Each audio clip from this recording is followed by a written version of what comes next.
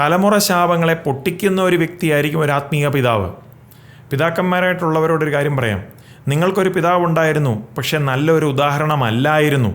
എങ്കിൽ തന്നെ നിങ്ങൾക്ക് സ്വർഗീയ പിതാവിൻ്റെ മുഖത്തേക്ക് നിങ്ങൾക്ക് നോക്കാം. എങ്ങനെയാണ് നിങ്ങളുടെ കുട്ടികളെ വളർത്തേണ്ടതെന്നുള്ളത് സ്വർഗീയ പിതാവിൻ്റെ ഇൻസ്ട്രക്ഷൻ വേദപുസ്തകത്തിൽ കൊടുത്തിരിക്കുന്ന കാര്യങ്ങൾ മനസ്സിലാക്കി ജീവിക്കാം.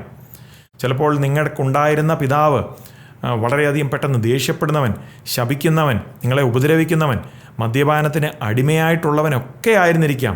എങ്കിൽ തന്നെ നിങ്ങൾക്ക് ആ തലമുറ ശാപങ്ങളെ ബ്രേക്ക് ചെയ്യുവാൻ സാധിക്കും. എങ്ങനെയാണ്? ക്രിസ്തുവിലാവണം. ക്രിസ്തുവിനെ രക്ഷിതാവും കർത്താവുമായി സ്വീകരിച്ച് ക്രിസ്തുവിനെ അനുഗമിക്കുന്ന ഒരു വ്യക്തിയാകുന്നുവെങ്കിൽ ക്രിസ്തുവിൻ്റെ അധികാരം ഉപയോഗിച്ച് പിശാചിനെ എതിർക്കുവാനായിട്ടുള്ളൊരു അധികാരം നിങ്ങൾക്ക് ദൈവം തന്നിട്ടുണ്ട്.